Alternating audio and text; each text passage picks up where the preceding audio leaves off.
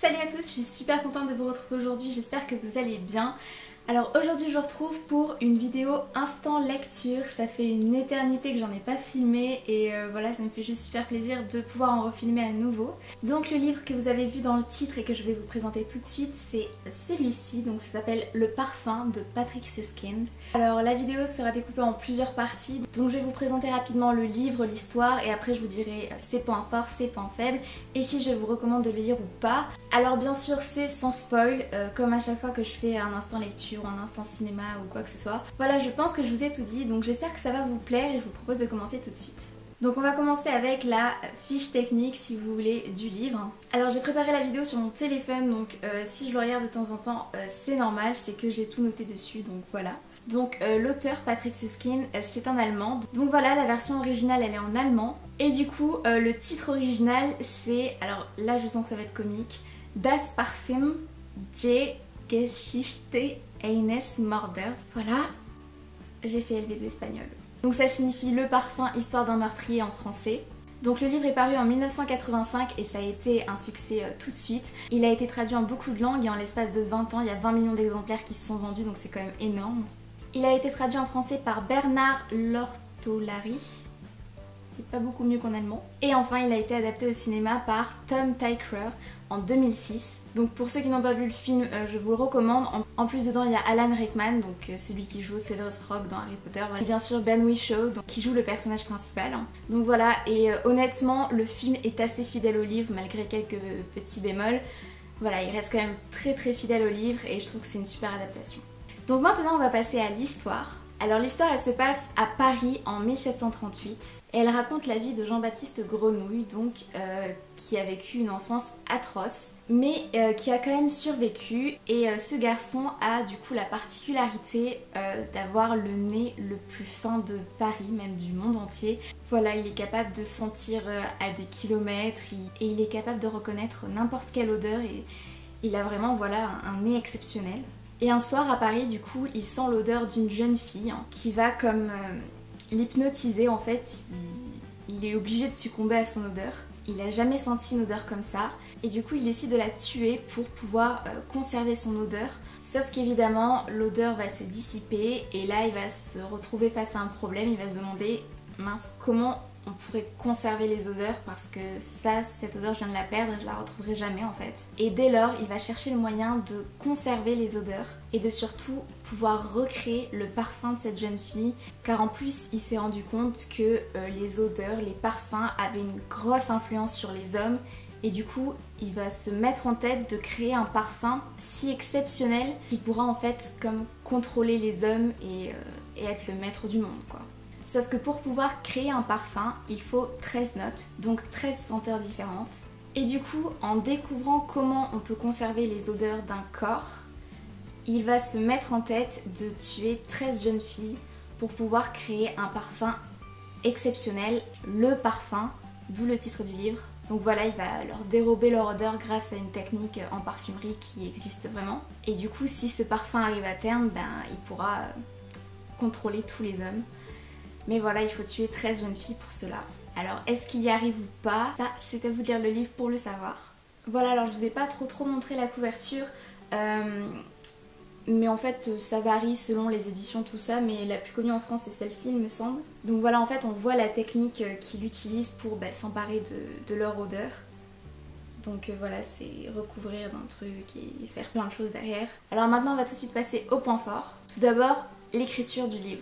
Ça, c'est sûr et certain, pour moi, l'auteur, il a vraiment une plume extraordinaire. En fait, ce qui m'a le plus troublée dans ce livre, donc c'est très bien écrit, mais en plus de ça, comme on est beaucoup dans les odeurs, les parfums, etc., quand le narrateur fait des descriptions d'odeurs, ouais, je sais, ça peut paraître un peu bizarre comme ça, il fait des descriptions de ces odeurs-là, et en fait, il les décrit tellement bien qu'on a l'impression de les sentir.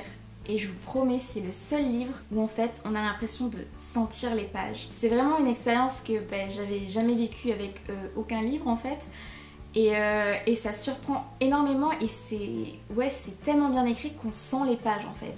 Et ça va super bien avec le titre, ça va super bien avec l'histoire, donc franchement c'est un coup de maître. Ensuite, deuxième point fort, l'histoire en elle-même. Comme vous avez pu le voir, c'est une histoire hyper originale et franchement très intéressante à suivre. Quand on voit voilà l'évolution du personnage, l'évolution de l'histoire, il y a des choses auxquelles on s'attend absolument pas. Et ouais, tout est fait en fait pour pas que ce soit pénible. On pourrait croire comme ça qu'il va y avoir beaucoup de descriptions, etc., qu'il n'y aura pas beaucoup d'action. Mais en fait, même quand il n'y a pas d'action, on est quand même dedans en fait. On peut pas lâcher le livre tellement l'histoire est vraiment prenante. Ensuite, troisième point fort, il est pratiquement impossible de deviner la fin. Moi perso, elle m'a clairement choquée. Je m'attendais vraiment pas à ce que ça finisse comme ça. Et ça, je trouve que c'est vraiment super pour un bouquin aussi, d'avoir une fin à laquelle personne s'attend, pas un truc prévisible et tout. Enfin, je trouve que c'est vraiment bien joué là aussi. Ensuite, le personnage principal, donc Jean-Baptiste Grenouille, c'est un personnage extrêmement bien mis en valeur et détaillé, bien décrit. Je trouve qu'en fait on le comprend limite, on est vraiment dans sa tête, on est vraiment dans sa façon de penser. On a parfois même de la peine pour un personnage qui est pourtant horrible, qui est un psychopathe, voilà, qui a aucun sentiment, vraiment un personnage horrible, et on a souvent de la peine pour lui dans le livre. Enfin, c'est vraiment même dans le film, je trouve que ça avait été extrêmement bien transmis. En plus voilà, l'acteur y a fait beaucoup également. Voilà, je trouve que c'est vraiment chouette parce que avoir un personnage psychopathe et arriver malgré tout à faire ressentir des émotions pour lui, c'est quand même particulier. Il faut quand même oser le faire quoi, et ça rend vraiment bien. Et enfin, l'histoire a quand même un bon rythme. Voilà, ça se passe ni trop vite ni trop lentement. Je trouve que c'est pile le rythme qu'il faut, donc voilà, c'est nickel. Maintenant, on va passer au point faible. Et malheureusement, c'est l'histoire aussi, parce que c'est quand même une histoire particulière qui peut déranger. Ça reste quand même quelque chose d'assez morbide. Voilà, ça peut pas plaire à tout le monde. Je le déconseille aussi aux plus jeunes. Il se passe vraiment des choses dedans pas très sympathiques. Voilà, il y a plusieurs scènes qui peuvent déranger, qui peuvent choquer, qui peuvent... Voilà, c'est pas une lecture qu'on lit comme ça et qui va rien nous faire ressentir en fait. Pas du tout. Il y a vraiment des scènes qui peuvent mettre mal à l'aise, tout ça. Enfin voilà, l'histoire peut déranger. Et second point faible, il n'y a pratiquement aucun moment heureux. Donc si vous voulez lire un truc tout plein d'espoir, tout ça, c'est même pas la peine. C'est franchement pas le bon livre. Voilà, c'est pas un conte de fées, je préfère vous prévenir. Donc du coup, est-ce que je le recommande ou pas? Sans suspense, oui, je le recommande 1000 fois. C'est l'un de mes livres favoris, donc voilà. J'ai rarement lu des livres comme ça dans ma vie où, voilà, comme je vous l'ai dit, on a l'impression de sentir les pages, c'est extrêmement bien écrit. La fin on s'y attend pas, voilà, tout est fait en fait, tout est réuni pour que ça plaise en fait, et à part l'histoire qui peut être dérangeante, moi ça m'a absolument pas dérangé du tout, donc voilà. C'est une histoire intéressante, originale, bien menée, bien détaillée, vraiment il y a tout ce qu'il faut, et je pense que ça fait partie des classiques à lire, surtout de la littérature allemande. Voilà, Le Parfum de Patrick Süskind, enfin il est quand même connu et réputé, et c'est pas pour rien, croyez-moi. Voilà, si vous aimez ce genre d'histoire un peu avec des psychopathes, tout ça, je pense que ça peut vous plaire. Et même le style de l'auteur, je crois qu'on n'en parlera jamais assez, c'est tellement bien écrit quoi, ça fait du bien de lire des livres comme ça fait vraiment du bien. Donc voilà, évidemment que je le recommande. Donc voilà, je pense que je vais clore la vidéo en vous lisant un passage du texte qui résume en fait rapidement l'ambiance dans laquelle va se plonger le livre. Donc c'est le début, hein, c'est les premières phrases. Au XVIIIe siècle vécut en France un homme qui compta parmi les personnages les plus géniaux et les plus abominables de cette époque, qui pourtant ne manqua pas de génies abominables. C'est son histoire qu'il s'agit de raconter ici. Il s'appelait Jean-Baptiste Grenouille, et si son nom, à la différence de ceux d'autres scélérats de génie comme par exemple Sade, Saint-Just, Fouché, Bonaparte, etc., est aujourd'hui tombé dans l'oubli, ce n'est assurément pas que Grenouille fut moins bouffi d'orgueil, moins ennemi de l'humanité, moins immoral, en un mot moins impie que ses malfaisants plus illustres, mais c'est que son génie et son unique ambition se bornèrent à un domaine qui ne laisse point de traces dans l'histoire, au royaume évanescent des odeurs.